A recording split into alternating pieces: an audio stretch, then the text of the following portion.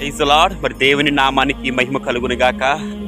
మరి మీరందరూ ప్రార్థన చేస్తున్నందుకు మీ అందరికి వందనాలు.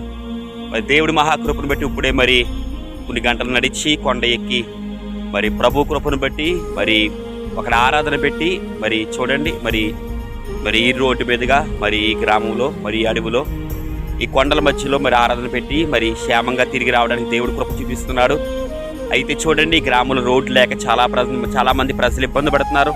చూడండి ఒకసారి రోడ్డు ఎలాగుందో చూడండి. వీళ్ళకి రోడ్డు ఏమీ కనబడతలేదు, రాళ్ళే రోడ్డుగా వేసుకున్నారు.